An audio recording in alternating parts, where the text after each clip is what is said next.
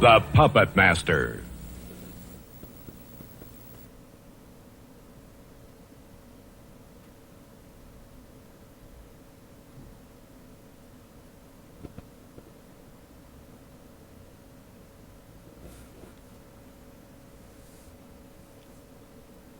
You're listening to Moviesucktastic.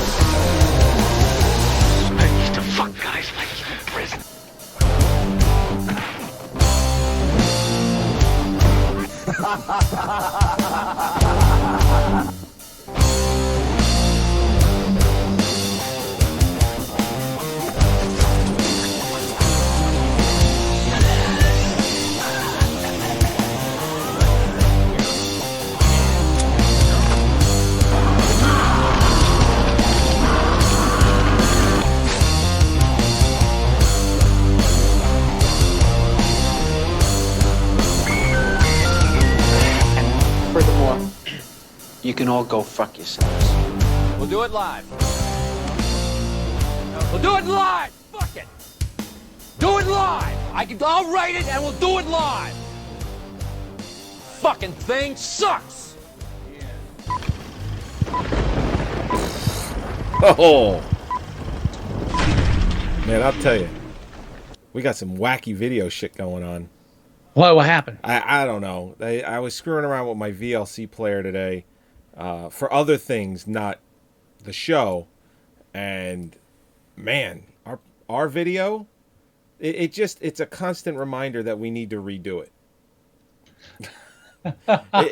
Because not only is it not in any kind of a 16:9 or widescreen aspect ratio, it's not even HD. It's not in the right format. It was made like 5 years ago at this point. It's just so... I love all the clips. If I could just take all the clips and just make it like HD and widescreen, I would do it again. But it's an opportunity to do a brand new one. I think I'm going to drop some money on a video editor. And like I was looking at the Sony Vegas, and it's something Sony simple. Vegas is expensive. No, the basic is like $50. Is it really? I always thought it was more money. There's like 8 different versions of it, but the basic one's 50 or around that. So, anyway, welcome to Moviesucktastic, where every day is an adventure. Every day. I apologize for us missing last week. That was my fault. You should be. I canceled last minute, and it's okay. But we're here today, and we're here to review the 1989 seminal, if you want to use that word, direct-to-streaming film, which is against our rules. There was no such thing as streaming in 1989. I'm sorry, direct. You know what? I spend so many times correcting myself when I say direct-to-video when I mean direct-to-streaming, and now I do the fucking opposite. This was your quintessential. This is one of the films that pretty much was like the beginning of the direct-to-video market. Right. I would say the late 80s, the turn of the 80s and the 90s. When this was a film that was slated for theatrical release, am I correct? And then the last minute they said, "Fuck it, we can get more money doing it direct to video." They did try, and they couldn't do it. And it did go straight to video. It at this time period, pay-per-view was just becoming a thing. Mm-hmm. I very vividly remember watching. What was that movie with Richard Pryor where he was pretending to be a doctor? That's Critical Condition. That's it. Critical Condition. Love that movie. I remember. It's on my Plex. I remember. I realized I don't have it, and I realized that this week when I was doing some little homework on the pay-per-view stuff for this, and I very vividly remember getting my parents renting Black Widow on pay-per-view. You remember Black Widow? Yeah, with what's her face? I can't remember her name, but she was in the movie Horror that got an NC-17. Teresa Russell? I'm trying to think Black Widow. I think it's Which one was Black Widow? That was the one. That's the one with I think it's Teresa Russell, who was pretty famous in the 80s and then I guess decided not to do movies anymore. I have a feeling that the film Horror really fucked up her career. When I don't think I ever saw Black Widow. By today's standards, it's a pretty tame movie. I mean, it's not tame, but kind of tame. I don't think I ever saw Horror either. Oh, really? Yeah. Yeah, is it Teresa Russell? Am I correct in that? Yeah, okay. Teresa Russell and Deborah Winger are the two main ones in that. So they rented Black Widow, and this was when pay-per-view was in its infancy. Well, I mean, like in the early 80s, pay-per-view was mainly sporting events. If you wanted to watch WWF before it became WWE, or like, you know, that was the main thing it was for. Right. And then they started doing it for movies. It was a very hairy subject as far as movies went, because if you hooked up a VCR to your TV, you could pretty much record what was coming in, and it was this whole big to-do. It's like, is this illegal? Is it not illegal? And they actually had to put out information saying, listen, if it's coming into your household and you just happen to record what's on your screen, it is not illegal. So people were ordering pay-per-views like crazy, $5 or $2, $3, $5 to rent a movie, and then just popping in a blank tape, and then they don't have to go to the video store to go rent it, and then they own it. No commercials, no breaks. It was the movie. So it was. But anyway, where I'm going with the story is my parents rented Black Widow, and it was in its infancy as far as pay-per-view went. As far as with movies, they didn't know how to cut off the movie when one movie ended. So what would happen is the way they did pay-per-view then was it was on a time schedule. So it's like Black Widow is at 8 o'clock. You know, this next movie is at 10:30. This next movie is at 12 o'clock. So that's how they did it. You couldn't just ask for a movie and then it just popped up like it is now. Back then, it was a time schedule. So they got Black Widow, and then right after that was Critical Condition. And they didn't know, obviously, how to turn that shit off. So if you rented Black Widow or movies back at that time period, you basically got 2-3 movies for free. Because they didn't turn that shit off till like 2-3 in the morning. So it would be like Black Widow, Critical Condition, Big, and you know what other movies had been out that year. It was like, holy shit, got like 3 free movies. So Critical Condition was one of those films. And based on that information, they thought it was a better idea to have this go straight to video and on demand, or pay-per-view as it was called back then, instead of trying to go theatrical, which was smart. Long walk for a short drive there. Yeah, I know, but it was smart because it only had a $400,000 budget. So I was checking out Horror while you were talking because I didn't remember it, and all I saw is director Ken Russell made the movie as a response to Pretty Woman. I'm in. I'm fucking in. That's all I need to know. And you've never seen that one, huh? I don't remember it. It's like it just slipped by the radar. I was in that time period, I was watching different shit. I was not on my was, and not to say that was, but I'll say for that period, I was such a fucking horn dog. I was watching anything I could on late night Skinamax. Because that film Horror that came out like 1990. Is that 90? 91. 91? Okay.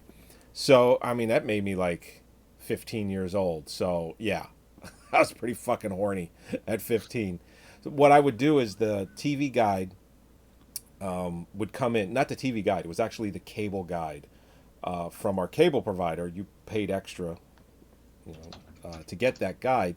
And it would tell you literally everything that was on every cable channel. HBO, Cinemax, Showtime, all of them. And I grabbed it, and the first thing I did, I went to the back where the index was to see every single movie that was being broadcast on cable TV, because they had that section for that. And what I would do is I would make notes of all the films that had the words strong sexual content, or said unrated, or said NC-17. See, I don't know if we're really doing a video confession here, but I did the same thing, but I Should did I it cue like up the in music? no, but I just think similar, but it was with the actual TV guide, and it was this was back in late 80s Okay. or mid 80s, or talk back before I moved to Yeah, Bloomfield. I couldn't mark like right in the TV guide because other people did use it, so I had to make notes. I had to make notes of all this shit. No, I requisitioned the TV guide for my own use, and I would make, but I had cryptic notes. I had like, you know, when they're doing the double books, and like the mobster has the book and they have the code like NR for this and PD. So I had my own thing for like what, you know, what was full frontal and what was just boobs and what was, you know, sad fucking times. But anyway, I look back fondly at those times. I really do. Anyway, we're here to review not softcore pornography, but softcore horror in the form of the 1989 film Puppetmaster, which spawned a fuckload of sequels that I was not aware of. A lot. And there's a reboot that just came out called Puppetmaster: The Littlest Reich. Yeah. And it has what's his name from Reno 911. That's right. Yeah, and it's fucking. I'm just amazed that this is still a thing. Now, without giving anything too much away, this is like our third or fourth horror film that we've reviewed.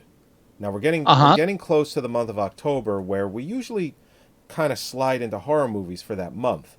Yeah, but I'll announce your movie challenge later. I couldn't help but challenge you to this movie. Okay. It is another horror film. All right, no, hey, you know what? We're getting into the season. Fuck it. So, you know, we're gonna have to deal with the Oscar shit soon anyway. To be honest, which did you see? Did you see that they postponed their most popular film category? No, I did not. Yeah, apparently there was so much backlash that they didn't say that they're never going to do it, but they said, "Oh, we're going to postpone that for now and have more discussions," which means we're gonna figure out how to slip this in without people getting so pissed. Apparently, I wasn't the only one. Yeah, well, I don't go to like the news groups. I don't anymore. I don't like. I'm not like. I just have my own personal rant, and then that's it. It's a shit category. Apparently, a lot of people felt the same way. Enough where the Academy was like, maybe we won't do that. Sorry, Steven. Here's an Oscar for being the most popular. If you really look at it, it's called the MTV Music Awards. They have it already. Live with that. Well, that's the thing. I mean, a lot of these people, good or bad light as the Oscars, the Academy has gotten on themselves, they are considered to be the elite. As far as award shows. It's the Super Bowl of award shows. You win this, you've won the highest prestige for your craft. And and it should be about the quality, not mass consumption. Exactly. So to throw in a category like this is the most popular, it's like, what is this horse shit? You're winning an Oscar. What basically it comes down to is, I bet a lot of people, including the Academy and people within it, feel like that trophy, the statue, has been tainted in a way, because it's supposed to not be, it's not supposed to be easy to win. I guarantee you Avatar 2 is behind it. Sure. I guarantee you that I still stand by my theory that the only reason they moved it from 5 to 10 Best Picture nominees was to have an excuse to put fucking Avatar in there. Yeah. And I stand by that. Well, the producers of Black Panther had already said that they were going to heavily, and taking this category away does not take away from the fact that they said they're going to heavily pursue Black Panther to be nominated for Best Picture. Oh, come on. It's a comic book film. I don't care how... That's... Anyway. Take a shot. Dude, speaking, I've been upgrading my Plex, and I know we're postponing Puppetmaster for a minute here, but it's been a couple weeks. Okay. Dude, I've been upgrading my categories. I've been doing the Oscars for all the films I have. Okay. and I'm up to 70. I'm going backwards, and I'm at 1978 now. Oh, you're doing? No. Are you just doing Best Pictures, Best Picture nominees for every year? All right. How you doing it? All right. First of all, I have for each year I have a category for Best Picture and Best Nominees. So let's say for like 2018 Oscar nominees, 2018 Oscar winners. Okay. Then I have just an Oscar winner and Oscar nominee category. Then beyond that, the only categories that I divide into subsections are the main ones, which are Best and Supporting Actor and Actress, Best Picture, Best Director, Best Original Score, but not Song, and then Best Original Screenplay, Best Adapted Screenplay. Got it. So, the main ones, the ones that we kind of focus on with the show. Okay. If they got Best Editing, they just go in the Best Oscar category. They just go in the Oscar category. I don't get a subsection. So anyway, one thing that blew my mind that I know we probably mentioned on the show, but I'm like going through them. Is okay. I go to each year and I look down the list. Crocodile Dundee was nominated for Best Screenplay. What? Really? What the fuck? Yes. Yes. I guess people were enamored. What? I think when we go into the Oscars this year, we should take a look at past Oscars, and we should be doing this for our book, which we haven't never gotten off the ground. We're gonna do it. I got it. But we have to dedicate some to the Oscars because there's some fucked up Oscar like shenanigans going on in the past, and little things I never noticed before because I never really paid too much attention to the Oscars. Like I'm doing my films backwards, and all of a sudden, like a couple of these films, like I went back a year and was like, wait, the same film's in here again. What happened? And there was a time period where Best Foreign Films were up for Best Foreign Film based on when they came out in their country, but then other nominees can happen based on when they came out in our country. So like Day for Night, for example, was nominated for an Oscar one year, but then won an Oscar the following year. Whoa, really? Yeah. This is back in like the 70s. Oh wow! I think before they figured shit out. Yeah, little weird shit like that, and also like noticing these films where it's like just like one film where it's like Best Actress nominated, Best Supporting Actress nominated, and there's like multiple actresses nominated, and there's like major name actors in the film too. And it's like that's gotta sting a little bit. Well, yeah. Like you're like a big actor in a film, and then there's like all of a sudden like all the women are nominated, and it's like what the fuck, man? And they're all supporting. It's like wow, what the fuck? And I even wonder like why we have that designation between supporting and main, because whether or not you're a supporting actor or like a main actor, like to the plot, you're still acting. You're still acting. Why is there that division? I think it. I mean, honestly, to break it all down, I think it depends on screen time. Well, there was the big thing too with The Godfather, the first film, where Al Pacino, he refused to go to the Oscars. He boycotted it because he was pissed off that he was nominated as supporting actor when he had more screen time than the lead actor. Yeah, and I think they were really going. Here's the thing: he didn't win an Oscar that year, but there was no way Brando wasn't winning the Oscar for that. Right.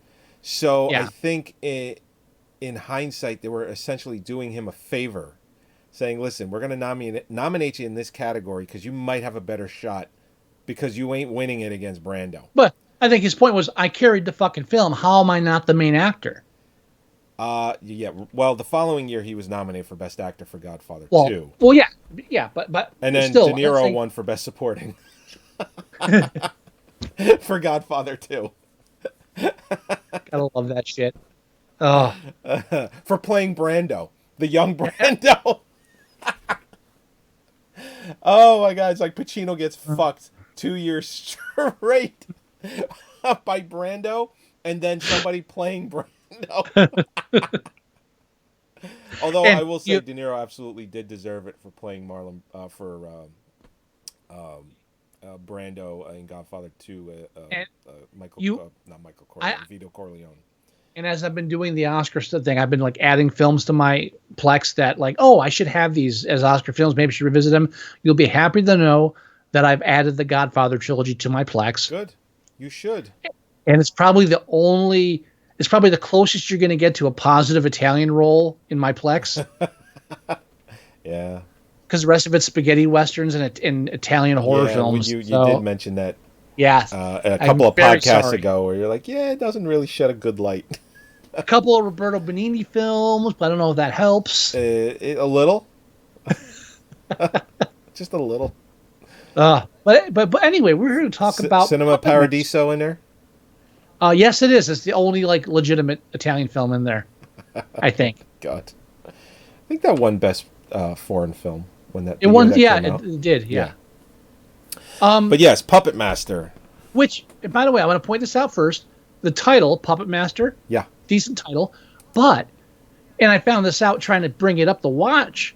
Was that Puppetmaster, the first film, is the only one of the entire series in which Puppetmaster is one word. Yeah, and the thing that pisses me off about that is when you do any kind of homework on it, if you do search on the wiki or IMDb, it's 2 words. Mm-hmm. But that's not right. It's really fucking annoying. It was one word, and it was even worse on the movie poster. It's 2 words because they put one below the other, but technically it was one word. And is it one word? It's 2 words in the Plex account too? No, Plex account is one word. It does it the right way. It's information from the IMDb. So yeah. So I'm searching for Puppetmaster. It's everything's coming up with the first one. I know I have it. Yeah. And my wife only made it halfway through the film, not because of the film itself, but because of the shitty copy I have. The sound drove her away. Oh, dude, should have just watched it on my Plex. I didn't realize you had a better copy. Perfect than me. HD, baby, better than this movie deserves. Really? What? How big is it? How big is the file? I don't think it's that big. Here, I'll tell you right now. Let's see. Here it is, 237. You know what it is? I found You're looking at somebody. Mine? No, I'm looking up on other sites. Oh. I found somebody had posted Puppetmaster 1 through 9 in one big zip file, so I grabbed it because what the fuck, save some time. And apparently, I ended up with that as my main copy of Puppetmaster 1, and it's shitty. Oh, god awful. Oh, there it is. Okay, Puppetmaster. I actually tried fast forwarding. it, and when it came up, it was like, what the fuck? Yeah, mine is it's 2.16 gig. This is one of the 10-bit rips. Yeah, I'm looking at the one you talked about. And it's also the new HEVC or the H.265 codec, where they basically can take a movie and compress it down to very, very small and still get really high quality. Yeah, it came out earlier this year. I'm looking right at it. Yeah, okay, that's why it's only 2 gig, but looks amazing. Yeah, and you want high def for this film because it's written. No, I'm kidding. You don't really give a shit. You can watch it on fucking the original VHS. I would prefer, HD for everything. But it's not like street trash. You're not getting anything special out of this in HD. It's the same fucking shit. Now, it's not a horrible film. The one thing I find interesting about the film, it isn't a horrible film, surprisingly, is that and I wanted to talk to you about the whole spoiler thing. I want to be in the trailer. Do they? Yeah. I didn't even watch it. Since we're a review show, I want to be a bit less concerned about the spoiler thing. As far as if we're discussing a film, we need to discuss all of it.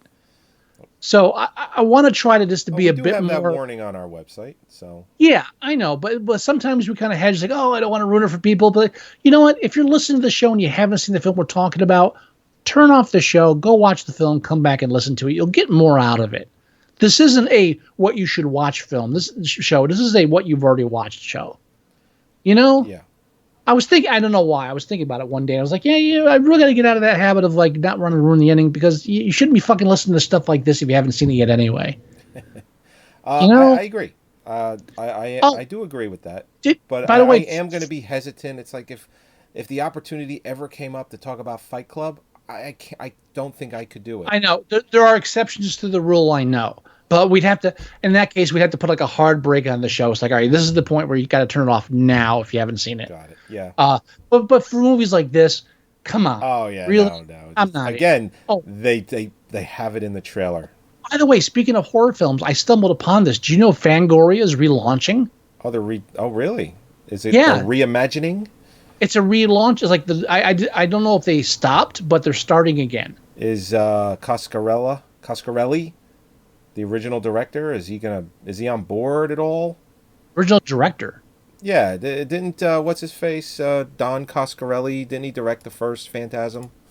No, Fangoria, the magazine. Oh, the horror Jesus magazine. Christ! You know what? We're talking about movies. I heard Fangoria.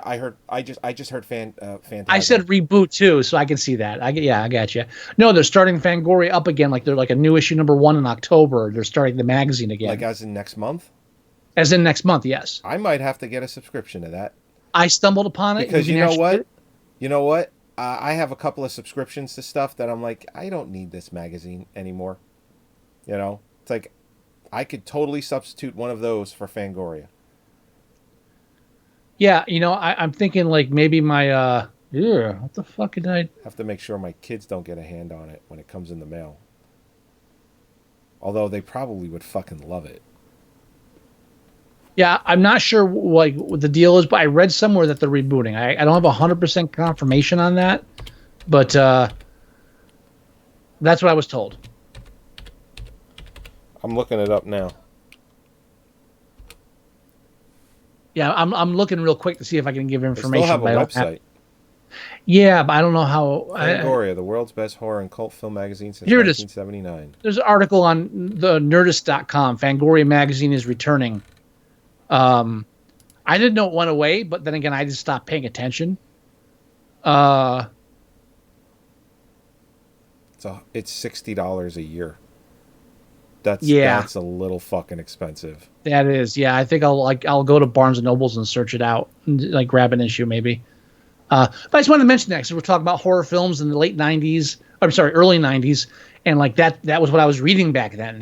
That was the shit. Yeah. So I had to bring that up. But anyway, Puppetmaster. Now, do you want to try to explain the basic plot of this? Yeah. Okay. So the movie starts out in 1939. Well, California. The prologue is in 1939 California. Yeah, and you essentially get William Hickey, who is the puppet master. It opens up with him creating and interacting with these puppets. I'm sorry, and if you don't recognize that name, smells like fried pussycat. Nope, that's wrong. That's the same guy. Nope, it is. Randy Quaid, Cousin Eddie said that line. All right. You sure? Yes. He's the one that says, "So what are you looking at?" Yeah. He's that guy. All right, fine. But he was involved. If you're not busy, go in the kitchen and get my stogie. Like fine, I got you. I am owned by your reference. Yes, I apologize. I have been yes. Shamed. I am shamed. You feel shame. I feel shame. But yes, William Hickey, he was also in, if you've watched the Tales from the Dark Side anthology movie, he was in the one with, I think, the Black Cat. That was the one that he was in. He was bound to a wheelchair in that. He's been in everything. He's always been old. Old as fuck. I don't think I've ever always seen been him old young. as fuck. I always did like in National Lampoon's Christmas Vacation, where they do the black and white footage and they just throw a wig on him. Yeah. A black wig, and it's like, yeah, I'm 40 now. It's like, you're not. He's always been fucking old. Yeah. Anyway, he's the puppet master. He's interacting with the puppets because he's found a spell of some kind, you find out later, that he could create these puppets and bring them to life. I guess to keep him company. And what ends up happening is he's being pursued. That's a great word right there. And I know. He stores all of these puppets in a box and then puts them in a wall in this house, which is later found by the proprietor, who... Well, I mean, before that happens, the two Nazis come into his room and he pulls a Bud Dwyer. And the interesting thing is, like, the Nazis, it's like a very, it's just like a minor thing where it's like, okay, Nazis are after me, blows his brains out. But you can tell they're Nazis because they speak in German. Well, yeah, it's 1939. That's the only way you could tell. And the year. I mean, you put two and two together. It's not hard. Right. So the Nazi thing became a major part of the Puppet Master mythos, as you may, And hence up why to the and last film was including. called The Littlest Reich. Right, like they even in the new reboot, they're referring to that, and a lot of the sequels after a certain point gave up on modern day and said, "Fuck that shit. We need to go back to the Nazi times."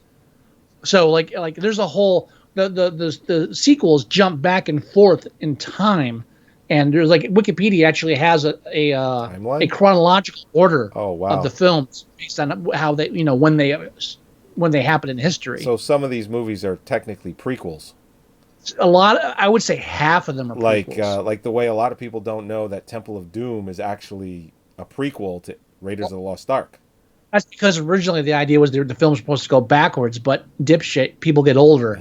So, he was only able to carry that so far. Yeah, well, he did it for one movie. Yeah, exactly. So anyway, there's all of these people in the film with what? Go ahead. But he still has it in The Last Crusade where like this hat's like brand new. So he tried to pull that shit off even though they weren't doing it anymore. Yeah, well, It all falls apart after Temple of Doom. That's all I'm saying. yes, it does, because I'm tired of these Last Crusade apologists. It's a shitty film. Yeah, The Last Crusade, for all that, I mean, it's still, thankfully, it's not the weakest in the series by any means, but it is the weakest of the first three. Well, that's right. Crystal Skull is just like Jesus. Fuck. It's like looking at Spielberg's career, you could tell that, in my opinion, Lucas had a little too much to do with that film. Because for the most part, Spielberg, whether you like his films or not, they're almost always just solid. Mm-hmm. People don't like Munich, but you know what? It's a solid movie. It's not personally my cup of tea, but I can't watch that and say, you know what, this is a shitty movie. It's not. It's a solid movie. Yeah. Same thing goes with the last film he directed with Ready Player One. That was a solid movie. It was a lot of fun. I can't bring myself to watch it. It was fun. It's a fun movie. Not arguing that. I just can't. So, but when you see something like Crystal Skull, it's like you had someone in your ear, and I think his name was George Lucas. They could reboot Indiana Jones now and get the guy that plays Han Solo to play Indiana Jones, and no matter what they do with it, it'll still be better than Crystal Skull. Yeah, it'll piss a lot of people off though. Still, it'll still piss off less people than Crystal Skull did. Yes, that's true.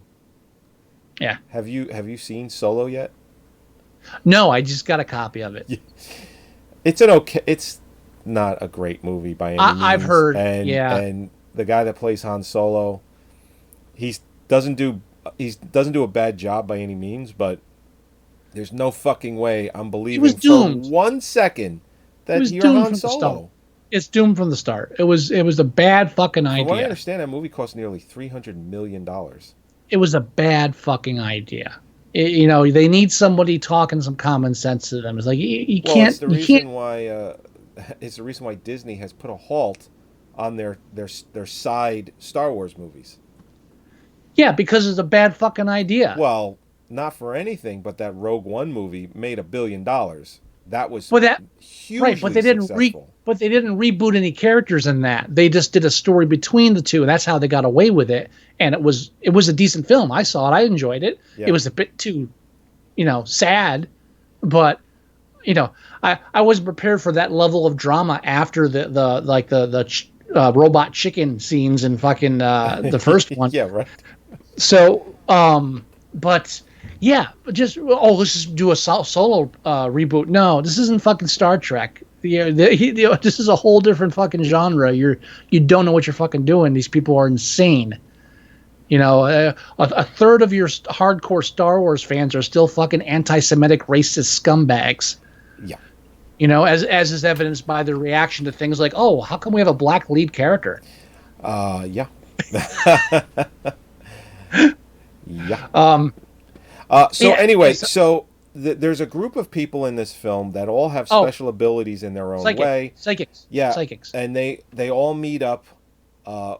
every year or every so often to kind of powwow, and one of their friends has died, and they are sent to this house, the same house that the beginning of the film takes place Now, in, let's to be meet clear. up for his funeral.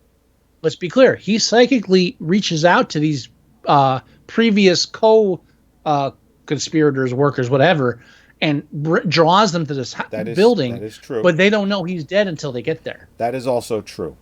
That is Right. also true. So when they arrive, they see that he's in a casket and he's dead, and they're basically staying there to bury. Usually those two things go together. Yeah, to bury their friend. Right. And then hilarity ensues, essentially, because the longer the film goes on, the more you start to learn certain things. Like, for instance, there's one character in the film that whatever she touches, she can see where it's been and what has happened to it. And immediately, and this is not your movie challenge, that's why I'm going to tell you this right now. Immediately, I flash back to the movie Vibes with Jeff Goldblum. You kidding me? That's like all I was thinking about halfway through this film was like, I want to watch Vibes. And the thing is, I was going to challenge you to that film, but it's a comedy, and but it's Vibes. I know it's a comedy, but I don't know. I just wasn't feeling it as my movie challenge, because there's everybody because the film Vibes came out a year before this one. Mm-hmm. Came out in '88, and then this came out in '89. So it's almost like they took the characters from Vibes and put them in this. It's like one person, if they touch something, they can, like the one girl, she lays on the bed and she's like, oh, Clark Gable and Greta Garbo fucked on this bed. And it's like, okay, that's Jeff Goldblum, because in the beginning he puts his head on the table. He goes, someone has had sex on this table. And then the two doctors look at each other. It was a big time for psychics too. Don't forget 1989, Second Sight. Second Sight, also in '88. John Larroquette, the seventh. With John Larroquette and Bronson Pinchot. Yeah. Also in '88 was The Seventh Sign with Demi Moore. Yeah, but that wasn't really psychic. It wasn't that was really religious. psychic, but it was you're important. But like psychic powers were being kind of thing. Psychic powers were big in the late '80s. They were. They made a bunch of movies like that. So these puppets are on the loose in the house. They're just walking around. And now I'll get to tell you, the only two things I remembered from this film before going back and rewatching it was the puppets, right, and the female psychic talking about two women from the war spent a weekend on this bed or in this bathtub. Like that was stuck in my psyche. That one scene with her talking about the lesbians in a bathtub over a weekend, like during the war, and puppets killing people. That's the only thing I remember about this film. Yeah. So I had to rewatch. I remembered less. This was one of those late night Cinemax ventures that just flipping through channels, just happened to turn it on, and I watched it. Well, and I'll tell you too, the reason I saw this film on video was because I read about it in Fangoria magazine. And they had Pinhead and Blade, yep. And I keep forgetting the name of the Nazi puppet with the drill head. I think it was Driller, but I could be wrong. Oh. And Leech Lady or Leech Woman. Miss Leech. That's Miss Leech is what she's called? I believe it's Miss Leech. I just called it the Leech Woman because she that always fascinated me. That was the weirdest fucking concept. You know what's interesting? She is credited as Leech Woman, but the trailer that I played says Miss Leech. Yeah, it's Leech Woman. Yeah, that's what they called it in the magazine too. Okay. I think I even had her picture cut out, put on my wall. The driller guy, his name is Tunneler. Tunneler, thank you. I knew it wasn't Driller, but Pinhead I remembered and Blade. Pinhead. Yeah. I loved reading about how like they had a midget playing that, and like the midget had to put her, I think it was a female, she had to put her hands through this thing and put her head down. Yeah. So it was like the hands. I love the scene where the one woman, he breaks her leg, and then he slowly, because it's all stop motion for that type of stuff, he slowly goes up to her and then just like you see the real hand of the puppet part just like slowly punch her in the face. Yeah. Repeatedly. but There's it's like 8 or 9 shots of like the bam, bam. And she's like going back. It's like, dude, she's not hitting you that hard. Right. It's a And puppet. then she How far grabs back him. can a puppet swing? Yeah, and then she grabs him and throws him like 4 flights down the stairs. Mm-hmm. And he's fine. He gets up, but you can hear him go, ugh. I mean, the puppets really. They only have like 4 or 5 minutes of screen time. Really, a lot of it's just people running around and. That's the first film, and they didn't. I don't know if Low they were budget. even expecting to franchise it like they did, but they figured it out. So that was the one interesting I read. plus the budget. I mean, there's only so much you can do with that kind of budget. Yeah. Even Now for the one. 1989. What I found interesting was I was checking through stuff on the film, and apparently the director was not asked to come back to any of the other sequels to work on them. And the main reason was so that what's his face? Is it the producer, Charles Band? Yeah. The reason they didn't bring him back was that if he came back, Charles Band couldn't pretty much claim that the whole series was his. Oh, because he came up with the story, and Schmoller, which is the director, he wrote the screenplay. Mm-hmm. Exactly. Oh, that makes a lot of. Oh, that's a real fucking fucked up. Yeah. That's a fucked up move. Because it does say Charles Band's Puppetmaster series and all the promotional stuff. Charles Band is he's the guy.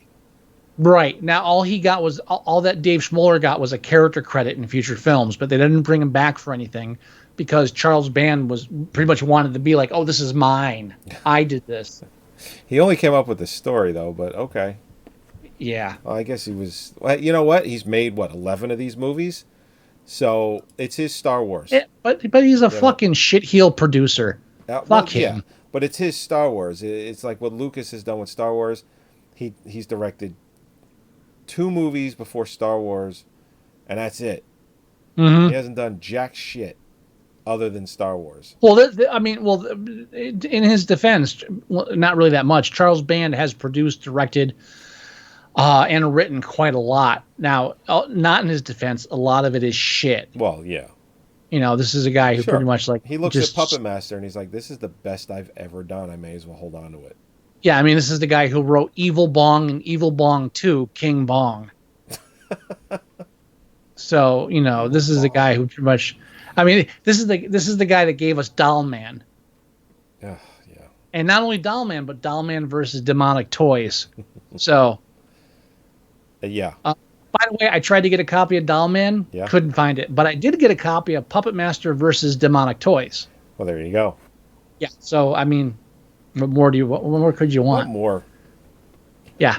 Now this guy's a direct-to-video whore, but whatever. Yeah, and I'm sure he lives in a very nice house. Hey, whatever. I'm just saying that's. I'm not giving him any credit. I'm just saying for all the shit that he's done, I'm sure he's made quite a bit of money. I gotta tell you, I don't think I ever watched any of the other Puppetmaster films, but I've got them all now, and some night I'm gonna pull a fucking marathon. That's the word. Yeah. I've never seen any of the Puppet Masters aside from the first one, and I don't think I intend to watch them. I think I probably watched Puppet Master 2, but I don't remember anything about it, so I have to call it a no-show. I don't think I've ever seen one single frame of Puppet Master 2. It's just one of those why bother for me. It's like why bother kind of films or series. Couple of interesting things is that the guy that plays Neil, Jimmy Skaggs. He's been in a bunch of stuff, including Oblivion, another great direct-to-video sci-fi horror piece of shit. And he was one of the drug dealers in Lethal Weapon 1 at the beginning, at the tree park. Oh, Neil Gallagher. Jimmy Skaggs is played by Neil Gallagher. No. Vice versa. Neil Gallagher's. Okay, you're right. Played by Jimmy Skaggs. Neil was the guy in the coffin. Yeah. Yes. Yeah, he's got that weird scar in his face. Like when he's raping the girl and he's making that face. I wanted to still frame that because it's fucking creepy. You too?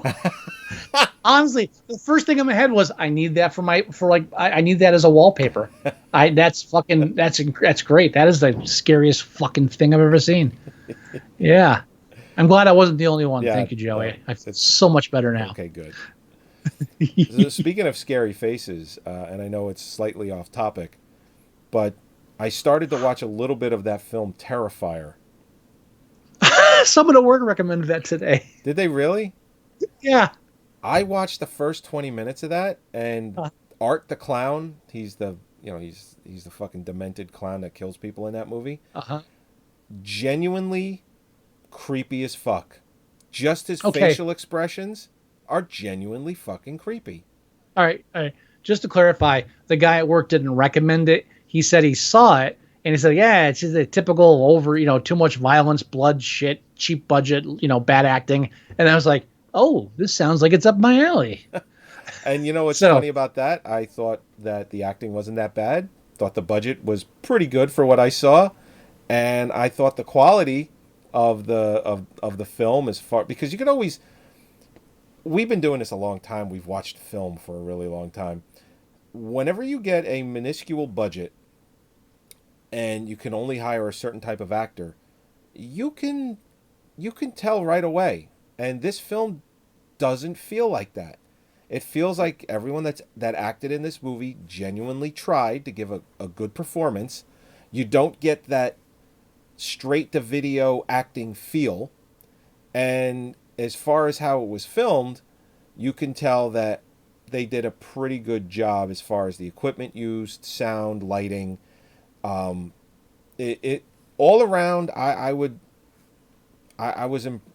a bit impressed because I was expecting what your coworker was describing, and it's not what I saw at all. Okay. And as far as the special effects and makeup go for the budget, pretty fucking good. I'll leave it at that. Now I have to see and it. Art All the right. Clown, there is a scene in a pizza shop where he's interacting with two girls. His interaction with them is just genuinely fucking creepy. It's just fucking super creepy. You had me at creepy. You don't have to keep selling it. Yeah. To be honest, Now, I would even tell you after the show tonight, just watch the first 15 minutes. Okay. Seriously. Well, not tonight, but I will watch it this Just weekend. watch the first 15 minutes just to kind of get a little taste of it. I'll get my wife in on it. Yeah. Now, also starring in the film, the lead psychic, the main one, our hero of the film, Alex Whitaker, is played by Paul LeMat. Who, if we hadn't reviewed Rock and Rule, that would be your challenge. Because I only heard Omar from Rock and Rule the entire film. I didn't have that problem. However, Paul LeMat has always creeped me out. Yeah. There's something about his face. Yeah, there's something about his face and something about his delivery. He doesn't seem human to me. That creepy uncle. Not even creepy. No, he's like a creepy automaton. I feel like if you stripped away, I think he's the real puppet.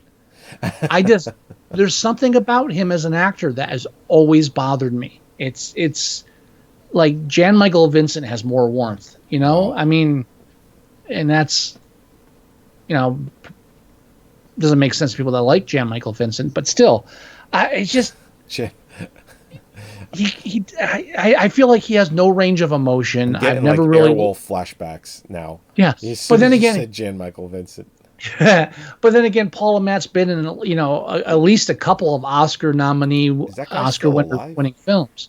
Paul LeMat, I don't know. No. I know Paul LeMat is still alive. Oh yeah, he's still Jan alive. Michael Vincent. Jan Michael Vincent, didn't he die in a helicopter crash?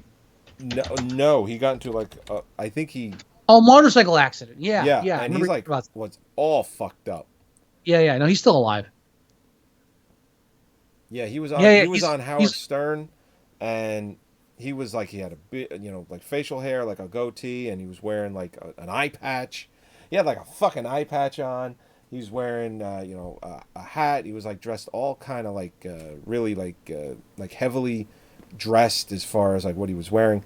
And not a motorcycle crash, car crash. Oh, okay. He could barely talk. He did Well, it talk. says car crash, but I seem to remember a motorcycle being involved. I don't know. That's Gary Busey was motorcycle. Maybe. No, you're right. That. Okay, now it was an auto accident So in '96. Yeah. So anyway, he's like all fucked up. Like all fucked up. Ooh, in 2012, he had lower half of his right leg amputated. Jesus Christ. Ooh, he's got a prosthetic right foot. Yikes. Well, Howard Stern asked him because of all the shit he went through with the car accident and you know all the medication and all that fuck. He's like, you are one tough motherfucker, aren't you? And Jan Michael Vince is like, you're goddamn right. I vividly remember that part of the interview. Well, yeah, in 2007, he was asked about his 1996 car accident. His answer was, I have no idea what you're talking about. I don't remember being in an accident.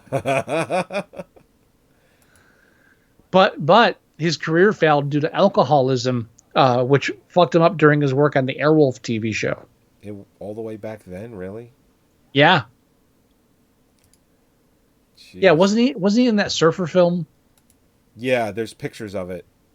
Big Wednesday. What's his name? Big Wednesday, 1978, with Gary Busey, William Catt, and Jan Michael Vincent. Mm-hmm. Yep. There's a picture of him. I mean, like, he's totally, ripped and everything. He's, like, in great shape. It's like, the dude probably could have been one of the biggest actors working, but just, it wasn't for him, I guess. I don't think he had the range. Well, as far as those types of roles, he would have been able to do those movies all day long. Supporting, I don't know. Guaranteed. Maybe. He had the whole fucking world. I don't know. Airwolf? Where do you go from Airwolf? Right into a wall. Well, there you go. No, I think there was like a 10-year gap. He was between nominated Airwolf for and the 2 Wall. Golden Globes. Best performance by an actor in a supporting role in a series, miniseries, or motion picture for the movie The Winds of War. Yeah. I'm sorry, the Golden Globes are a joke. I don't even want to talk about the Golden Globes. Best supporting actor for a motion picture, Going Home. Yeah. Yeah, Vietnam stuff. Yeah, he could have absolutely. Hey, people have made a bigger career with less. Okay, I'm not arguing. I'm just saying if he wasn't addicted to alcohol, he probably would have. I'm just saying Jan Michael Vincent didn't have enough range. That's all I'm saying. All I'm saying. All you're saying. The last thing he acted in was White Boy in 2002. I missed it. He was in Buffalo 66. He was the one that what's his face did Vincent Gallo. Now going back to Puppetmaster. The biggest flaw Puppetmaster has is lack of a budget. Yeah. And it sets up that whole prologue with the Nazis and the Puppetmaster, but none of that is really needed at all. Oh, no. You could have started the film with the psychics and it would have been just as impactful. Yeah, except you wouldn't know that there were puppets involved. That's the only thing that would be like, oh, what's all of a sudden there's puppets. What's this? And actually, that would have been even cooler. Well, I mean, you're doing like this whole psychic big chill thing, and all of a sudden puppets start killing people. So what the fuck? Yeah, just take the opening of the film, replace William Hickey with the Skaggs. With nothing. No, you just make him the puppet master and make him the one creating the puppets and putting the spell. Not even. It's that simple. No, just lose the prologue. Just start it with the psychics. Like, oh, gee, there's leeches on me. Oh, no, there's not. Let me call my other psychic friends. And I've gotta argue with the logic of the film where they have the puppet master where his big concern, and this they have to go to his diary to learn this. His concern was that somebody else controlling the puppets would have evil consequences. So apparently the puppets weren't dangerous when the old guy was doing it. Right. But so these puppets under the spell or under the control of this new puppet master, Neil, great name for a villain, by the way. Neil. They kill like a bunch of innocent people. But then when he starts slapping around his wife, all of a sudden they grow a conscience. Oh, right. Yeah. The fuck is that? And at that point, I think when what's the jester's name? His name I is didn't Jester. catch Jester. There you go. That's lazy. That's lazy. It is lazy. Really, the Blade and all this stuff. They him like Jester. Just call it Burrower, like the driller. Driller. Tunnel. Sorry. Tunneler. But his head spun around and his face changed. Yes. And Holly was like, "That doesn't make any sense because there's only one face on there. How does that happen?" I was like, "You're messing with magic, dear." Yeah, it's so the whole reason he's alive is because of a magic spell. You're okay with the puppets like running around and killing people, but you're not okay with the fact that the face changes? Because I don't know. I think that's not where you draw the line. If you're okay with like animated puppets killing people, I think you're okay with the face changing without like any like logical. Let's stretch it a little bit. Yeah. Agreed. And also the whole idea is like, okay, I learned how I found the Puppetmaster thing, and I've become immortal, but I knew that you would all figure it out eventually because we have a psychic bond, so I brought you here to kill you. I was like, well, couldn't you have just killed them when they figured it out and came to you? But yeah, because he wants to kill them so that they can live forever too. No, he did not say that. He did say that at one point. No. Actually, what he said was, Paul Lamat's character, he says, "Come on, let me let you live forever." Right. Like basically, he's like, "Let me kill you." Right. Won't you let me kill you? I don't know if he was going to let he was vague on that part about bringing the others to life. He did say he was tired playing with puppets. He wanted to do the real thing, but I think he just wanted to do it with one of them. I don't know if he wanted to bring them all back. But he didn't bring back any of the psychics, but he brought back the maid as a puppet. The fuck? Yeah, right. Come on. Even that, like there's a thin thread there that just doesn't really work too much. I mean, but the hard part is they had to come up with a plot to fill acting and stuff, to fill the spaces where they couldn't afford puppets running around and killing people. Yeah, because all that puppet stuff, if any of it was interacting with humans, it was done in stop motion. Right, which was nice to see. Like the old stop motion. Felt very, Harryhausen. Ray Harryhausen, yeah. So back then, that's how you did that shit. It was all stop motion. I mean, even fucking Tim Burton was using it in Beetlejuice the year before. He was a proprietor of Disney, and Disney did a bunch of stop motion. He did a bunch of stop motion for Disney, I should say. So that's why he's such a huge stop motion guy, and that's why movies like Nightmare Before Christmas got made, because he was a producer on that. Coraline and what is the other one? The Corpse Bride. It's like that's all in the same style, and it's all because of Tim Burton. So, like it or not, at least he's kept that style alive. It could have went the way of the dodo, but you gotta. I give him credit for at least keeping that style of animation around. So, but anyway, yeah. But as overall as a film, I mean, I didn't hate the movie. It's not a bad movie, like a horrible movie. Yeah, it is. No, it's not that. No, it's a bad movie. It's a bad movie. It's a bad movie. I should reword that. It's a bad movie, but it's not a horrible movie. It's a bad movie. It's a bad movie. Yeah. But there's way worse. Oh no, sure there is, but it's a bad movie. Yes. Now here I got a question for you. Yeah. Who's your favorite puppet? My favorite puppet. Yes.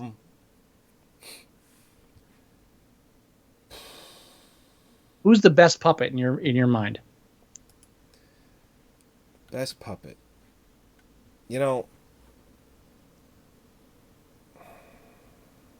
I might go Pinhead, but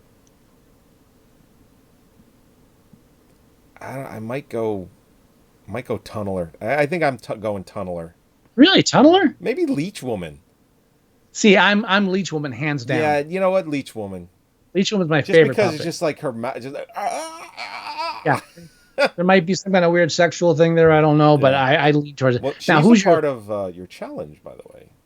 Who's your least favorite puppet? Oh, I think it's Jester. Me too. Yeah. What is it, like the ringleader? What the fuck does he do? He just sits there and makes faces. Yeah, he doesn't get his hands bloody or anything. Like, how come? Like, yeah, they're all doing the legwork, but he's the one like the puppet master talks to. What the fuck's up with that? Yeah, Ooh, my head spins. yeah. Jester was just. Eh. Yeah. Now again, I haven't seen any movies past this, so I don't know how much he gets involved in later films. I'm assuming they all get a lot of kill time. I don't know. I have to. I don't know. That was the main question I had for you. Was your least favorite and most favorite puppet? Least and most, yeah. So That's important. And all the kills were kind of lame in the film too. oh yeah, to be honest. I'm sure because there's so many movies, those get better. You know, as far as the kills go, I'm sure they're more violent. I'm sure they're out of they're 12 more films, there's realistic. got to be a better kill. Yeah, Yeah. I'll give you that. And and again, the animation or how the puppets are animated in the first film, as compared to say the Littlest Reich, I've never seen anything past the first film, so I don't know if they're still doing stop motion, if they've. No, I don't know how do these puppets interact and move in later movies. But it doesn't matter because we're judging the first film. We are judging the first film. Now the Puppet Master from 1989 currently has a rating of 5.7 on IMDb. What would you rate this film, sir? I think I'd be okay with a 5. Same here. Yeah. Right down the middle. It's interesting enough to draw your attention, but there's nothing special here, Yeah. really, except Leech Woman. She's special. She's special. Yes. Leech Woman. Oh, she's making those noises. Like there's that one part where the guy's tied up with the blindfold on, and she's like licking his nipple, and he's just like, "Oh yeah, baby, yeah," and she's just going making noise, and then a leech starts coming out of her mouth, and it's like, "What the fuck?" It's like I'm oddly intrigued by this. And then he's like, "Ow, that hurts! Ow, you're hurting me!" And then it's like the blindfold kind of moves a bit, and he's like, "Whoa!" Oh, you mean your mouth isn't a quarter of an inch wide? I couldn't imagine that. Oh, Oh yeah. but I mean, it's Yeah, there's the scene. it's right really. I would point to Puppet Master as like just a perfect example of the birth of direct-to-video horror films. Is really the first phase where they started saying, okay, it's not even worth it for us to release it in the theater. Let's just drop it on the mom and pop shops. Because I mean, like the first iteration was like all the old horror films, dumping them on video and getting them out there. You know, Make Them Die Slowly, all that shit, all the 70s horror films. They put them in big boxes up on the shelves. The second wave was all these, oh, you know what? We can just like make these films for a shoestring budget and put them direct to video. Doesn't cost us half as much distributing, prints and advertising is fucking, a fortune. We'll just print this shit out and people will rent it just to do it. And the video stores will buy it just to fill their shelves. Fuck it. We don't need an audience. All we need is a shelf. That's it. Yeah. Yeah. And the pay-per-view was pretty much born for movies at around this time, a couple of years earlier. That's where you got a lot of like the sleeper hit. I think a lot of it came from this was a generation of sleeper hit too, where you had these films that a rental store would buy like one copy, so they would sell a certain amount of copies, but then like 500 people would watch it from that one video store. Yeah. And you get this word of mouth, and you wouldn't really have you didn't have that tally like you did with theater tickets to say, oh, so many people love this film. It was you couldn't track it. Yeah, I remember when we had our, we had a video, a movie store rental, and that was when you had to pay to be a member. At one point they made it free, but in the beginning you had to pay. It was a membership in order to rent films. And I remember the first video store, and I've told this on the show 100 times, but the first store we ever were a member at was in North Arlington, right on River Road, and or I'm sorry, Ridge Road, and one side of the store was Beta, one side was VHS because they were both out at the same time. Yep. And I remember wanting to watch certain movies, we'd have to get put on a reserve list. Yeah, I remember that too. It would be like, oh, there's like 20 people ahead of you. It's like, Jesus Christ. So Mm-hmm. essentially, if you rented a film for a couple of, you got it for a couple of days. Like I think the normal rental time was 24 like to 2 48 days. hours. So we'll just say Right. 2 days. You got 20 people ahead of you. You're not watching that movie for almost 2 months. Mm-hmm.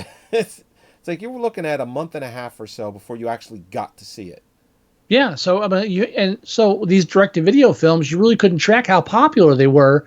It was all word of mouth, and then Yeah. it would just be all of a sudden. So when they started doing DVDs and stuff, like all these had these films were, that's they didn't know they would be so popular.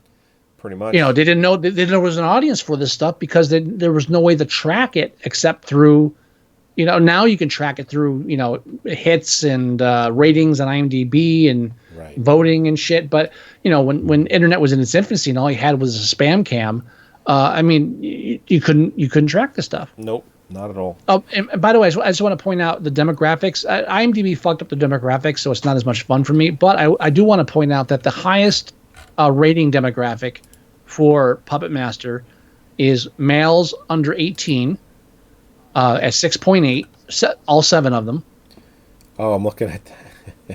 And the lowest demographic is females under 18, 3 stars, all 1 of them. Just one. One. Well, that's a bit skewed, though. I mean, that's one person that hated Oh, it. sure. That is it. It's one female under 18 decided to rate this film that was made in 1989. Yeah, the average is born. our age group, which makes sense because it came out in 89, is 30 to 44. It's a 5.6, has the most votes. Well, the second most. Sadly, in a couple of weeks, I will be out of that age group, and I will become the 45 plus. No. Yes. In 2 weeks' time, I will be the last demographic age group. Oh, jeez. Yikes. Ouch. I know. Hey, now. I still got 3 years to go on that. Uh-huh. Because I still look, it's like, 35 to 45. I'm like, yes, I'm still in that one. Nope. Super. But that's that. But Puppet Master, I don't recommend it at all. No. I mean, honestly, the best thing about Puppet Master is look up the pictures of the puppets and just imagine what they do, and you're going to get just as much. There's really nothing really to recommend. The only thing I liked about the film is that when they do the exterior shot of the hotel, it's literally a model held up by a fishing wire in front of like forced perspective in front of like a sand dune. So it looks like the hotels. That's like old school shit. You're going back to like Bad Taste, that kind of stuff. Right. I love like the fact that they did like an old school forced perspective It's of the house. if somebody like gave you and I like $50,000 to make a movie, we would be using tons of shit like that because because it would be easy, and we'd be able to keep the budget up, in check. That was one reason why I was such a big fan of Peter Jackson's Lord of the Rings, is that even though he had all this high-tech gadgetry available to him, a lot of the stuff with the hobbits and humans, he did forced perspective. Yeah. I mean, like went out of his way to do it. So when he could have easily just did like a digital split screen and no one would have noticed, but he's like, no, fuck that shit. Let's build this thing. Let's build it so like he's sitting in the foreground. Fucking genius. Yeah. And then he did King Kong. When Gandalf is what the talking with when he's having tea with Bilbo, and Mm-hmm. because I remember watching it in the special features, he's having tea with Bilbo, right? And Right. Bilbo, he's got the teapot, and he pours tea for both of them. They show the forced perspective shot of where he's pouring tea for him and for Gandalf, and the cups are like however many feet apart, but then Gandalf takes the top off of the teapot. Right. And the way that works, if you watch, he slowly does it and then slowly puts it back. And the reason for that is because the top of the teapot, the lid, is on a wire. Mm-hmm. So that it's in perfect position so that when he puts it down, it looks as if he put it on the teapot. When it's actually, if you look at it from an angle, it's just suspended in air. Yeah, Like genius, shit like that. genius shit. Yeah, and then he did King Kong. Yeah. Which he took full advantage of every special effect and CGI. He took advantage. Everything. He took advantage of me. Yeah. Anyway, so what's my damage? So your movie challenge. Yes. It's based off a leech woman. Nice. I mean, it shouldn't be too hard to guess this one. But I'll tell you what movie it's not. Okay. It is not Night of the Creeps. Fair enough. Okay? And because it was that film and the other film were the only two films I was thinking of while watching anything with Leech Woman, and I'm like, I got to challenge Scott to, one of these two movies. And I decided I was going to do Night of the Creeps, and I decided against it because I enjoy that film too much. And not that we'd have a hard time reviewing it. I enjoy it too much, and it's almost that's a horror movie, and it's like a 6.9 on IMDb, which is ridiculously difficult. Low. It's low, but that is difficult to get for a horror film. Yeah. It's pretty much a 7. That's like, Oscar nominated films get 7. So I decided to go with my other choice, which is the one that I actually thought of first before Night of the Creeps. And it's low budget. It's a horror movie. It came out a couple of years after Night of the Creeps. And it's, if I remember correctly, the plot is that, space alien or whatever comes to Earth and infects, things that go around and kill people. Does that sound familiar at all? No. Should I just tell you then? Give me a hint. Okay. So they're not leeches, but they're similar to leeches. We're talking like 92, We're 93? talking like 88. Oh, 88. 88 horror film. It was actually one of the scenes in the Video Armageddon mixtape. There was a dude and a chick on a bed, and then she falls off the bed. I remember that scene, but I don't remember I don't know the film. Okay, it's that movie. Okay, I don't know the film. Okay, because I don't recognize, because I saw that scene and I know what you're talking about, and I've never seen the film. I've never seen the film. I've only seen like little clips here and there, but it was the first thing I thought of when Leech Woman came up on the screen and she was spitting those leeches out. What's the name of the film? Slugs. Slugs. Yeah, I've never seen Slugs. But it's supposed to be horrible. And I know you gave me a little shit last time for challenging you to a good film. I hate when you give me good films because there's nothing to talk about. It's not fun. It's like, I love did this challenge you to Night of the Creeps, even though the connection is probably, like, if you want to go to a direct connection for Leech Woman and Night of the Creeps, it's probably closer because these are slugs that are killing people. But they're like mutant slugs, so it's kind of the same thing anyway. Yeah, well, mutant slugs, go figure. You know? So I didn't want to do Night of the Creeps because I personally find that's a good film. Fair enough. And I thought we would have a lot more fun with slugs anyway. And it is the first film I thought of. So I'm game. So Slugs. Now, do you own a copy of this film? I do. It is on my Plex. There you go. All right. Shout Factory. I believe either Shout Factory. There's that other company that's similar to Shout Factory where they remaster a lot of films that they're like our types of films.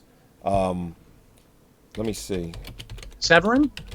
No, that's not who I'm thinking of. But I know them, but that's not who I'm thinking of. I actually ordered from Severin. They did a limited edition DVD Blu-ray of Combat Shock. Oh God, really? And I was like, and it comes with an actual cut of the 8mm film itself, right? And a book made on it. I was like, I gotta get it. Such an obscure fucking film to do a limited edition on is like I rarely buy DVDs these days or Blu-rays these days, and I had to snag it. Now I'm trying to see if I can find it quick, the company, but I'm trying to remember. Yeah, I'm just trying to remember. A movie that they might have released. Oh, you're killing me. Yeah, but it's a movie company that's just like Shout Factory. They release a lot of movies like Shout Factory does. Because what's ironic about it is like I'm looking, it's like, oh, that movie's being re-released. I bet Shout Factory's doing it, and it's always this not always, but it's the other company, and it's like, I got to remember who they are, because I can never remember because they have, not that they have a weird name, they just trying to remember a type of movie that they did. Oh, here we go. Like Chud. Did they do Chud? No. I thought Shout Factory did Chud. No. Well, a company called Arrow. Oh, okay. The Stuff. Arrow did The Stuff as well. Brain Damage. Is it Brain Damage? Arrow. Maybe it's Arrow. I don't know. I don't think I was thinking of Arrow. Well, when you figure it out, you should let us know. I should let you all know. So I'm not doing this on the show. Basket Case.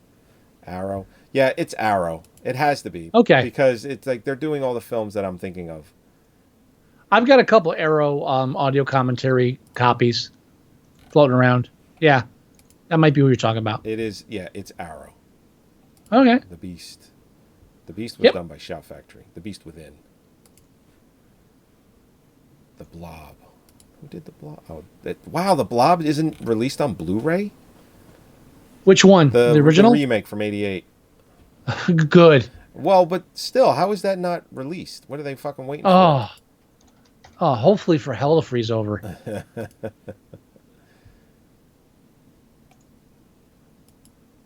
Yeah, but it's Arrow.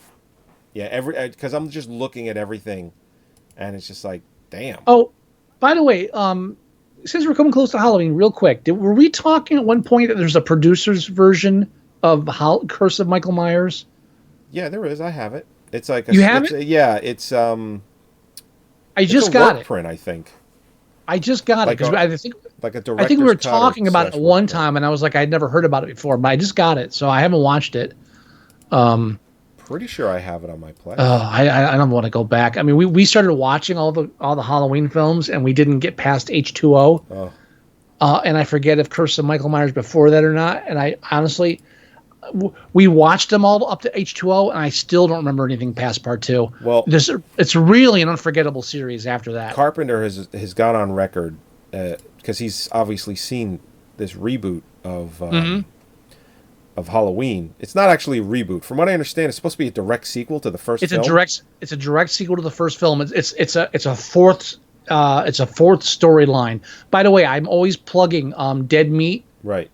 The YouTube channel. He's doing the Halloween series right now.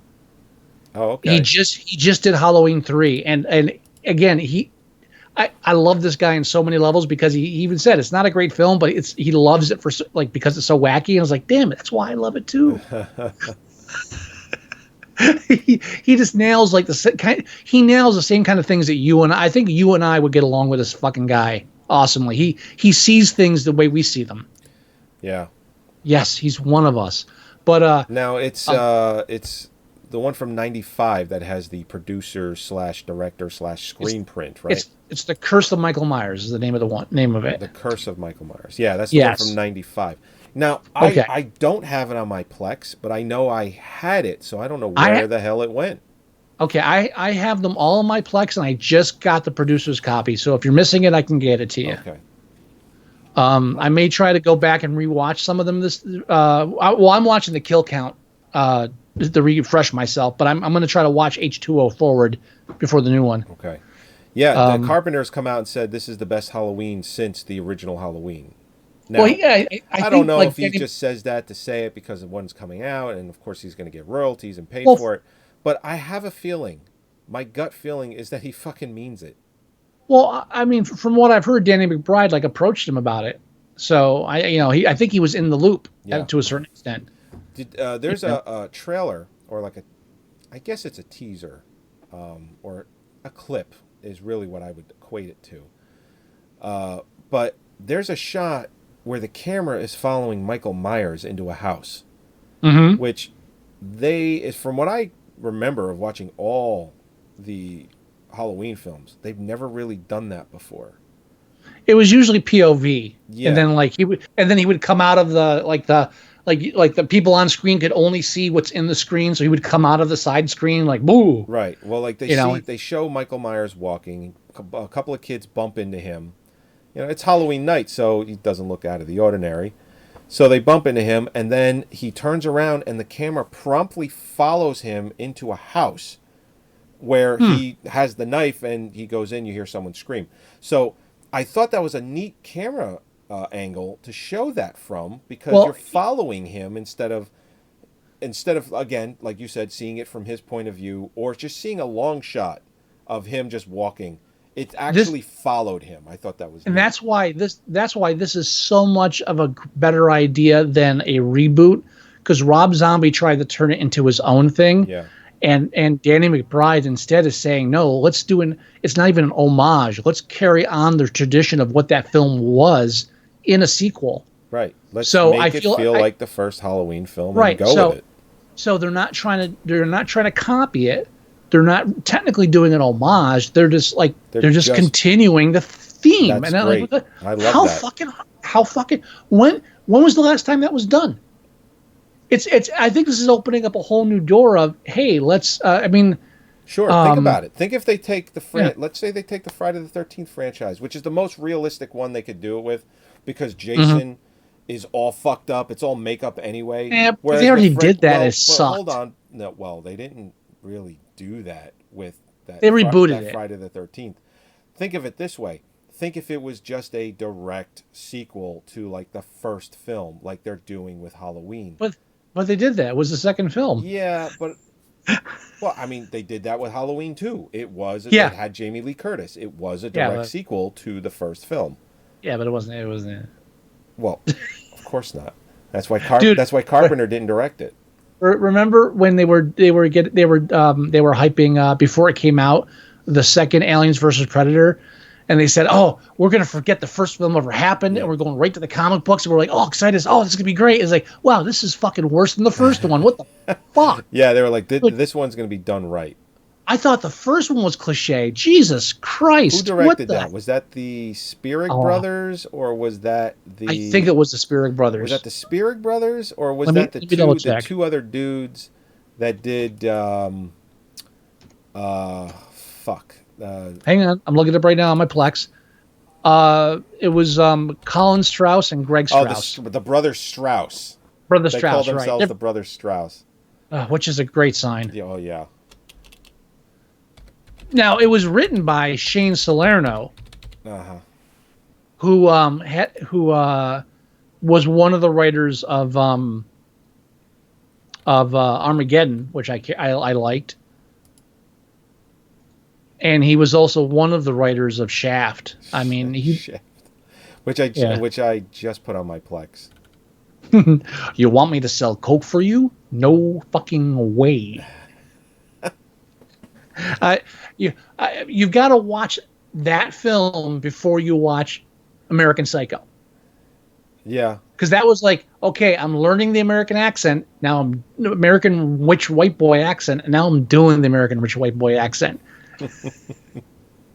Fucking great. Yeah, because I realized I didn't have Shaft, so I had to get that one and the original. And then I was like, shit, I don't have the old Superfly film either, so then I had to get the new one that they did too. Not because I want it, but because if I got the first one, I gotta have that one. I myself have a large selection of blaxploitation on my Plex. Yep.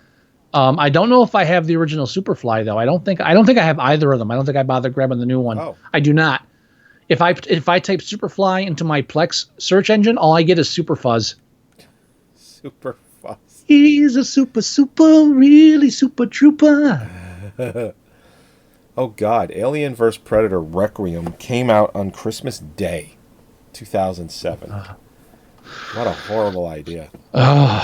Great. Again, another fucking, there's warning signs. What else have these Strauss brothers done?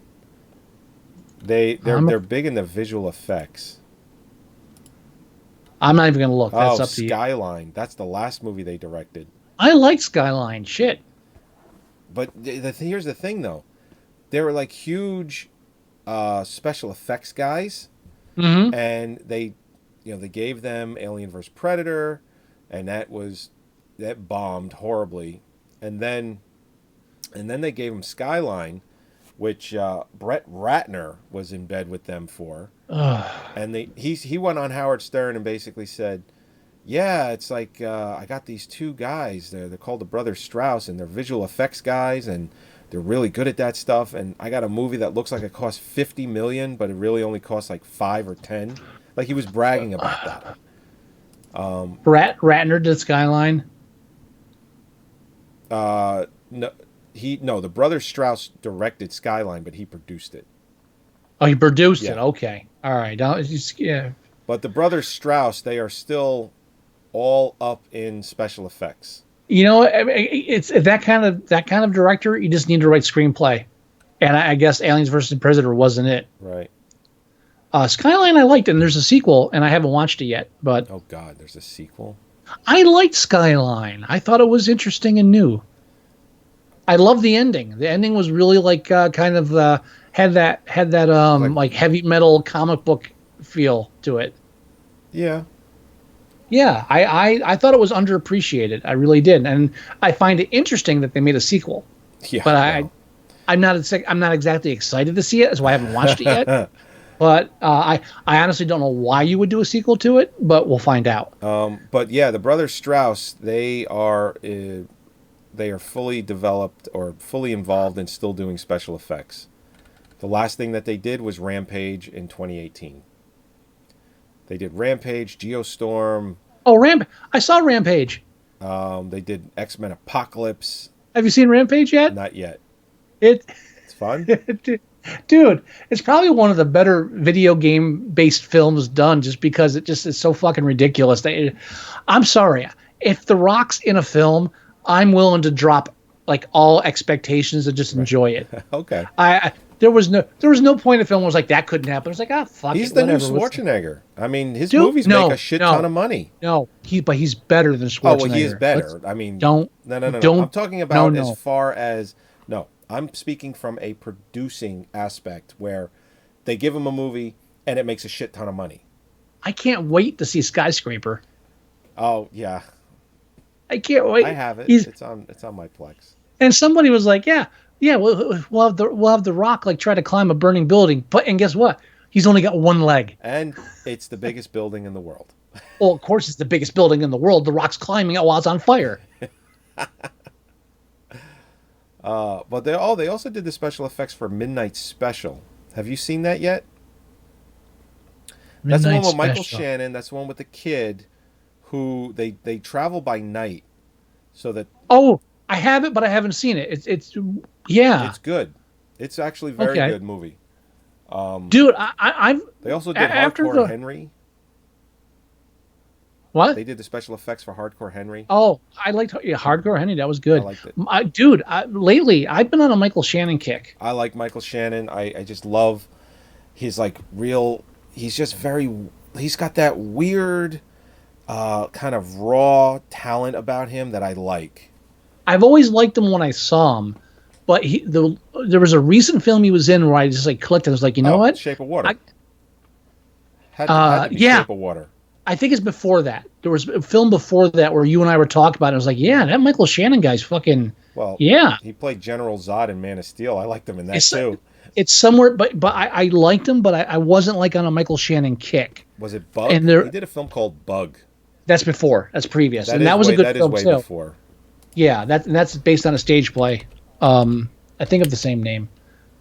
But hang on, I'm gonna bring up his list real quick because I gotta fucking Michael Shannon? Michael Shannon. Oh, was it Nocturnal Animals? I think it might have been Nocturnal Animals. Might have been. Because we talked about it, and I know we talked about it on the show, and you weren't giving me shit, but you're like, man, you really like that guy, don't you? And then I've always defended that I just really like him as an actor. I think there's two Michael Shannons. Yeah, there's two Michael Shannons. Oh, Jesus, is there really? Yeah, there's one that's not Michael Shannon, and then there's one that is Michael Shannon. Nocturnal. I think it's got to be Nocturnal Animals. He played Elvis in Elvis and Nixon, which I thought was good. Oh yeah, that's right. I remember him promoting that. I'm trying to. You know what? It might have been Nocturnal Animals. That might have been the one that was like, yeah, this guy is really. Because I remember the first time I really noticed him was Premium Rush. Oh yeah, with what's his face? Joseph Gordon-Levitt. Yeah, yeah. It was like a reboot of Quicksilver. Quicksilver. What was the other one? I There mean, was another one that was a bike film. and he's been in a ton of shit before that too. But like that was the one where I was like, yeah, this guy's fucking awesome. I know him, but he's fucking Yeah, awesome. when he And breaks I his see him fingers off in Shape of Water, it's like, whoa. Yeah, yeah. Well, spoiler. I mean, that's still a bit of new. He What was did we okay just as talk Zod. about? I honestly, he was okay as Zod, but I never really recognized him as Michael Shannon in Superman. Right. Basically because I was so enamored with fucking Jor-El. Yeah. It's the only time I'm ever gonna like what's his face. Bro, Russell Crowe. Yeah, Russell Crowe. Only film I'm like, yeah, give me more Russell Crowe. Yeah, I need more Russell Crowe. It's like, who's saying that? Oh, it's me. Yeah, more Russell Crowe. But no, I mean, and there's a remake of a I think it's a Russian film. I could be wrong. It might have been Spanish. I forget. But it's called 13. It's about an underground Russian roulette tournament. Okay. And he's the referee. Really? And he's fucking insane as the referee. He's more disturbing than the people spinning chambers and putting guns to their head. Really? Yeah, he's like on a ladder over them. Like it's worth seeing it for him. I want to get the original film. The first time I ever saw him in anything was in Boardwalk Empire, a TV show that Showtime Never put saw out. it. Yeah. I'm sorry, HBO put out, and he plays a detective in that show back in like the 20s during Prohibition in New Jersey, and he's fucking great in that show. He's fucking great in that show. Oh, I'm sorry. And just to clarify, the original 13 is a French film. Oh, okay. I'm sorry. I just had to throw it out there. Okay. All right. So we've kind of gone on a bit of a tangent there. Like Yes, about a half yeah. hour after I gave you your movie challenge. I'm sorry. Yes. Hey, it's all Which right. was what was that again? Oh, Slugs. Slugs. That's right. Slugs. Yes, Slugs. Yes. And So we should wrap up. We should wrap up. Be sure to watch first 15 minutes of Terrifier, or actually, I'm just, gonna watch it. just watch it. I'm gonna watch it this weekend. Definitely. I 'cause haven't seen it yet. I only did watch the first 15 minutes. the film came up twice in the day from two different people. That's a sign to me that I have to watch it. Yeah, definitely. Well, the thing is, I watched the first 15 minutes of it because I had just acquired the copy. I wanted to make sure it was a good copy, and I watched it, and I couldn't help but just be glued to the film because of Art the Clown, because he's just so fucking creepy in drawing. And I was like, I don't think Mare could watch this movie because A, it has clowns, and B, it has creepy clown. And I showed her the first 15 minutes, and she goes, yeah, I'd be okay with this. And I just kind of did a double take because I'm like, you realize how fucking creepy this clown is, right? She's like, oh, it's okay. It's not real, so I'm okay with that. And I'm like, what? I forget. What do you mean? It's not real? It's like, we've been avoiding watching the film Hereditary because she thinks she's not going to be able to sleep at night. And I'm like, you're telling me that a film like Hereditary or films with ghosts will scare you because you think that garbage is real? Because yeah, she thinks ghosts are real. Yeah. Yeah. Whereas there are people Art like the that. Clown, just a fucking serial killer walking around with makeup on Halloween, that you're okay with. Oh, yeah, I'm cool with it. Yeah, it's not real. It's like, you got to fucking get your priorities straight because you're living in fucking fantasy land. Now, real quick, just because you mentioned killer clowns, creepy clowns, Yeah. I forget. Have you seen 31 yet? I haven't. Rob Zombie's I haven't 31? seen it yet. Okay, because the one guy You said in he the has clown got makeup a in that, great monologue in there. like the opening monologue for him is like I almost shit myself. He's like that fucking good. Really? He's just that film is darker than House? House. Yeah, House of a Thousand Corpses. Yeah, I think it's darker. Yeah. And it's Rob Zombie's words. He wrote that, right? He wrote. I'm pretty sure that's a Rob Zombie film. Yeah, that's what he did after he gave up on the stupid fucking Lord of Salem shit. Lord of Salem. He went back to his roots and did a real good film for a change. Well, now he's doing Devil's Rejects. He's not calling it Devil's Rejects. He's doing another sequel for that. Oh, that's it. Well, again, he's going back to his roots and doing what he's good at. It's. I'll tell you what it's called, and then we'll end the show. Okay.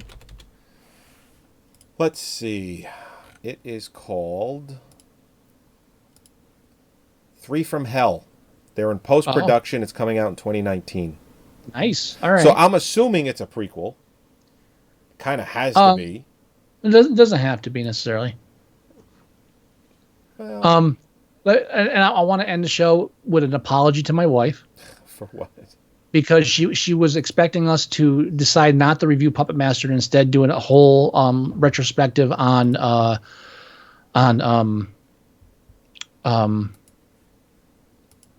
Yes. he died. Oh, Burt Reynolds? Burt Reynolds, thank you. Richard was in my head for some reason. Oh. Yeah, she was like, "Oh, you guys should just do a whole thing on Burt Reynolds." I was like, "Yeah, we should." And we didn't, and so I apologize for not doing that. That's okay. Well, but I will just say real quick, my three favorite Burt Reynolds films would definitely be Smokey and the Bandit, Cannonball Run, and The End. No, I'm sorry. No, fuck that. Cannonball Run, The End, and Hooper. Hooper? With Hooper with the fourth follow up being Malone. Malone, which I just got today. Malone is one of those films that I remember watching as a kid with my dad, and my dad loving it. It's actually based on a novel called Shotgun. It feels like it's based on a novel. Yeah, it's available on Kindle. I think it's pretty cheap on Kindle. I haven't read it, but I have it. Okay. I have a habit if I see something that's based on a film, I grab it. So I think fucking. But anyway, that's that. But yeah. All right, rest in peace. let's get this shit done. And on a down note, I'm sorry. Yeah, it's like a minute ago I was looking and it was like, oh, we've been recording for an hour and 15 minutes, and now it's 2 hours for an hour and 40 minutes, an hour and 38. Sorry. I'll shut up. It's okay. End the show, Joey. I'm ending the show. Episode 281 of Moviesucktastic. Thank you for joining us as always.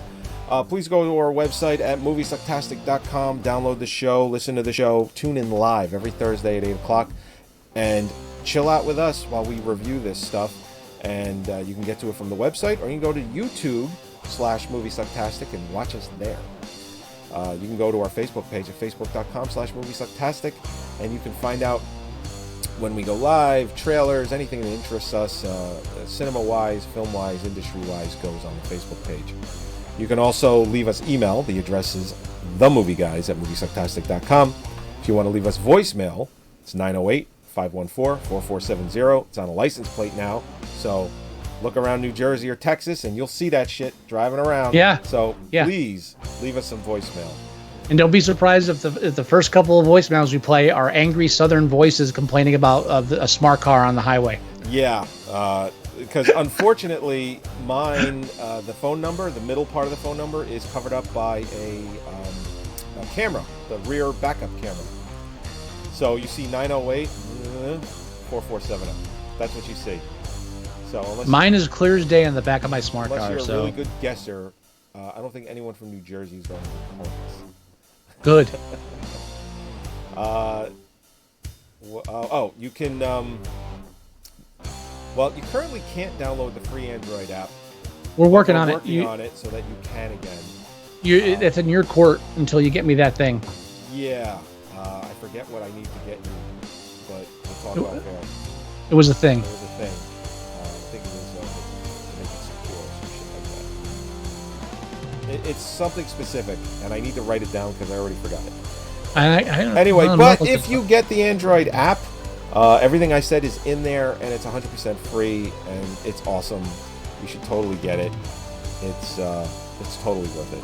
And you'll be able to either listen to the podcast or watch the YouTube podcasts. That's right. Absolutely correct. From the app. Yeah, well, because the app has a link that goes to YouTube where you can watch it. Right. So that's what's holding us up is we need our YouTube identifier thing. that's what it is. Yeah. Yeah. Okay.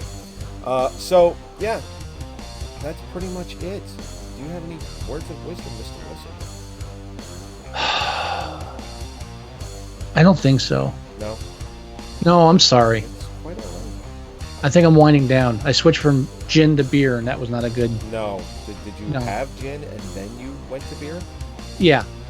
That's a bad combo just to begin with.